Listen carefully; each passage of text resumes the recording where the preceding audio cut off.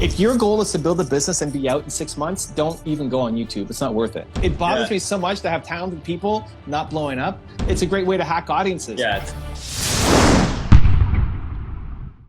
Yo. My guy, how you doing? It's good. What about you? I'm good. Listen, every time I see you, you're flexing some YouTube award. I mean, hey, you got to. It's marketing, right? You know? So how's everything going with you in like COVID?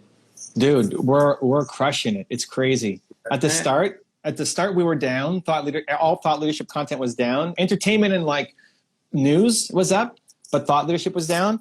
And then we made some tweaks, and especially updating old thumbnails and videos. I was looking at one today, like a 4-year-old video was getting 80 views a day, which is still decent, right? I mean, no Instagram video you post from 4 years ago is getting you 80 views every single day, automatic, right? But we changed the thumbnail, and it got now like 12 to 16,000 a day. That's crazy. Same video from 80 to 12 to 16,000. Now, not all of ours win that hard, but I've got 3 people, and I'm looking at hiring 2 more who are basically full-time, just going back, updating all my old YouTube thumbnails and titles. Because you have so many videos, right? So it's like, it's a lot to go through. 6,000, yeah, 6,000 videos. That's crazy. We're doing 20, and not all your split tests win, right? I mean, we've done a couple split tests together. They don't always win, and they take some time to get results. So it took you. So my question for you is like, so it took you 6,000 videos, right, on the channel that you have and everything. When did you start like posting? How long ago was it? April 2009. 2009. So you've been at it for a while, right? Yeah. And this is oftentimes like what I've noticed recently. Like a lot of people feel like they look at that success, right, that you have now, and they think, oh, I'll do it in like maybe 6 months. You know what I mean? Like they don't realize it's a process. It takes time. It's adapting. You know what I mean? And just like even to this day, also you're still a student. Like, you know, your level is pretty high, right? Success-wise, but you're still a student. You're still trying to learn and adapt. You know what I mean? Like, that's what I always find interesting about a lot of the guys I've talked to who, you know, are achieving a lot of things are still a student, you know?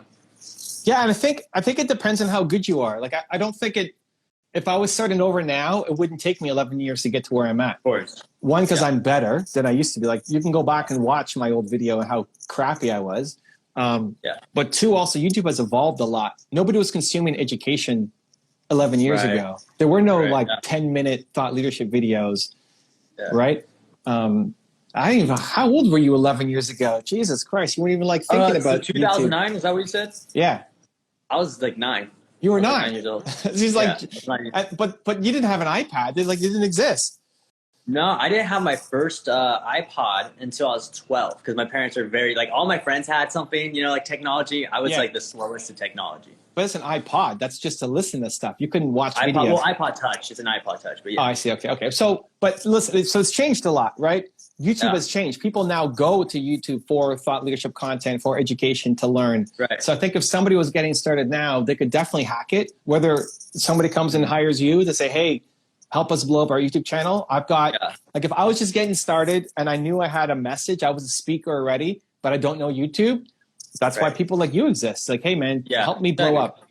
Like there's so much free content out there too now. Like you can access it, you can learn, you can like talk to like, I mean, I know Mr. Beast, like he has so much free content out there and about what he's done and everything. Like the stuff that back in 2016, he and I in a call would like talk about with a few other YouTubers now is public. It's now out there where you can learn all that stuff. So it's not as secret anymore. So people can access it. Just looking VidSummit, like Mr. Beast's presentation, you watch that, the stuff he breaks down about click-through rate and all that is powerful stuff, you know? So yeah, like you're saying, it definitely is faster now than like 2009, what you went through. But I still think it will still take time. I think it's not something that's overnight, right? Like it takes time. And I think when people go into things, sometimes they don't think about that. Especially YouTube. YouTube is the hardest one to grow of all the social platforms because the content lives forever. Like the same reason why it's so great to take a 4-year-old video that's still getting me 80 views a day, 100 views a day, is the reason why it's so hard, because you're competing against everybody's archive of library as well. Right. But once if your goal is to build a business and be out in 6 months, don't even go on YouTube. It's not worth it. Yeah. But if you're trying to build a brand that then lasts, like I want people in 10 years still watching my now 20-year-old videos, right? YouTube's the only place that happens. Yeah, YouTube will like feed people content from a long time ago. So something that you put so much work into is now making you money still today. You know? Yeah, and YouTube pays you. Instagram's not paying you to make content. Oh yeah, that's another thing. That helps. They got thousands of people that sell ads. Organic. You're posting a lot on Instagram, right? So have you noticed anything with organic? Because I've noticed organic is really tough. I talked to a lot of big Instagram accounts. They're saying the same thing. It's like harder. Organic on Instagram? On Instagram, yeah. That's all I do. I mean, I don't do giveaways. Like, I'm getting hit up. Oh my God, dude, it's ridiculous. The number of giveaways. I got a network of 4 million people and we're giving away 20 iPads and all this stuff. And yeah. But that's never been how I play. Like, you can definitely hack an audience that way, but YouTube, Instagram, all of it has just been, I love being the organic guy. Yeah, exactly. No, what I was saying though is like with Instagram organic growth, what I've noticed is a little bit harder now, right? Like it's almost like they cut it a little bit, which is a little bit more difficult with YouTube. I mean, granted, I'm good at YouTube, right? But like with YouTube, just generally speaking, a person that like one of my clients or someone that is completely new, and I just give them a little bit of information, right? I don't touch it too much. I just give them the information, see what happens. They can get something going really way faster than an Instagram page. You know what I mean?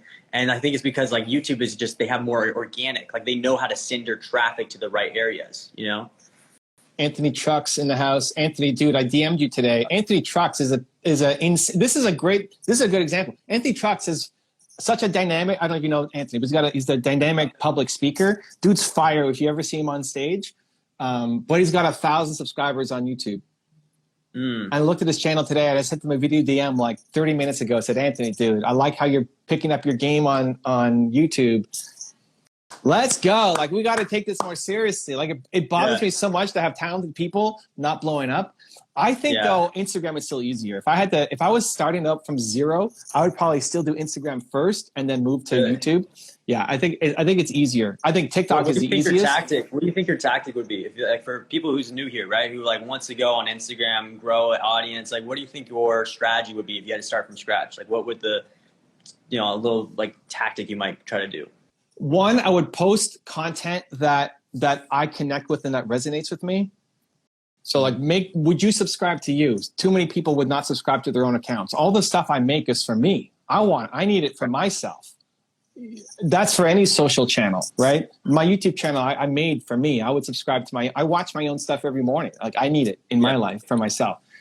Instagram specific though, what we're doing right now, I would do every single day. Instagram lives to hack other people's audiences. I go live, you come in, now your followers are getting notified that you're live with me. And some people watching this have no idea who I am. Hey, I'm Evan, welcome, right? And some people watching this have no idea who you are. And it's a great way to hack audiences. Yeah, it's collaborations, yeah. And I would always pick people who are kind of, who have information that you want to pull out of them, but have a bigger audience than you. There's some people who, when I was first growing my Instagram account, I was just getting started. Maybe I had like, 10,000 followers or something. And for some people, I guess that's big, but for me, it was just kind of getting it off the ground. And I jump on a call with a guy who's got 500,000 or so followers on Instagram. We do a live together while I'm driving, and all these people start joining in. And at the end, he's like, thank you so much for this and giving me exposure. And like, in my head, like, dude, you brought the whole audience, right? Like, they're all here for you. And I found out this hack just before I did an interview with Tony Robbins for my YouTube channel. And I wish that I did it as an IG live, because he's got however many millions of followers. We ended up doing it as like a Hangout or a Zoom or something that I put to my YouTube channel. But those two things, like, make fire content at least once a day that you would subscribe to you for. Yeah. And then just what you did to me right now, hopping on other people's IG lives or booking people as guests. Say, hey, I love your message. I'd love to tell your YouTube story. Like, you should be hitting up all the big YouTubers and say, I'd love to tell your YouTube story, interview you for 15 minutes on IG Live, and hack out what made you successful, and go bring the Gerard, audience. right? You know Gerard, right? Gerard Adams. Yeah. So like, what I've noticed with him, he's been doing it recently where he does lives and then he reposts it. Like, he films it or records it, reposts it as a podcast episode later. So he's turning these lives and interactions to grow, but then turn it into a podcast later. So it's like really smart. And then later you can add ads into it if you wanted to as well on the podcast episode.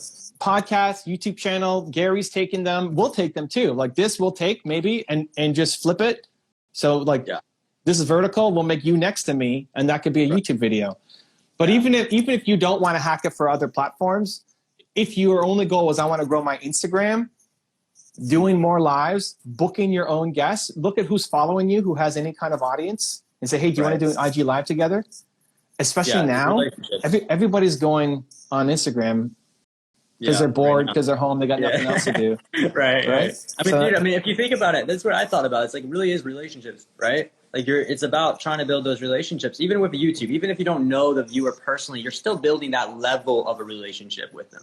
You know what I mean? You're trying to think about, okay, how can I make this a really good video, entertaining, create that connection? Like, you know, there's a lot of like relationship factors that you're trying to build when a business, anything, you know? Yeah, I mean, we met in Dallas maybe about a year ago. When was Video Marketing World? Something like that? It was literally last year. It was in August, right? Yeah, it was in August, I think, or something like that. Okay, so just under a year ago. And I mean, I didn't know you before then, and then every now and then I watch your stories or send you a DM or something, but this is a chance to reconnect for 15 minutes, right? Exactly. Yeah. Yeah. Are you in a new condo again? This guy moves condos like every 2 months. I know, dude. I laughed about it. I was like, I moved 3 times in 1 year. I moved It's 3 ridiculous. times. It's bad. Like, yeah, we got this place and everything. It's kind of rainy today, but it's really nice out here. Definitely blessed, you know. It takes a lot of hard work and everything. And then we got like the media room over here that we have. So we got where my editor will work and everything, and then we have the plaque right here. So you installed those on the wall there too. Every time I look at his story, he's always like either flexing. Oh, look, he's got the 2. He's got the 2. You got the 2 silver subscriber. We got to get you. We got to get you the gold. I need to get a goal.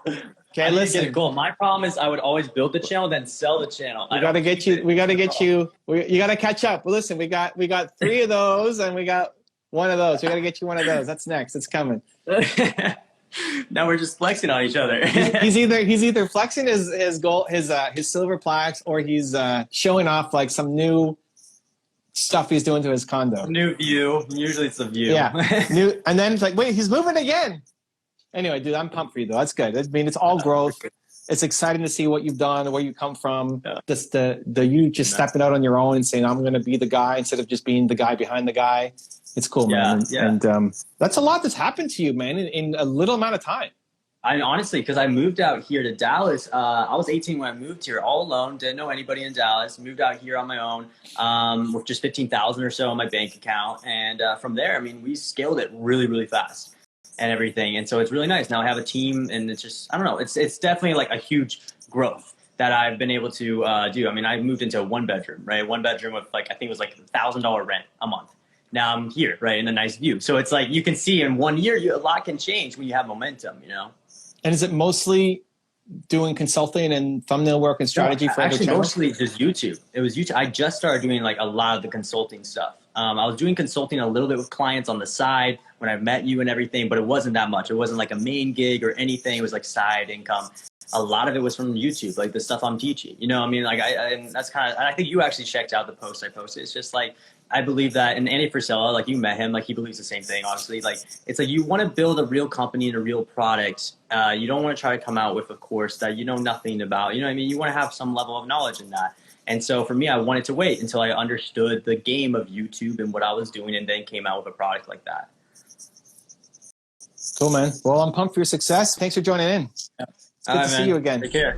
If you want to see another awesome one-on-one I did with an entrepreneur just like you, check out the video right there next to me. I think you'll enjoy it. Continue to believe, and I'll see you there.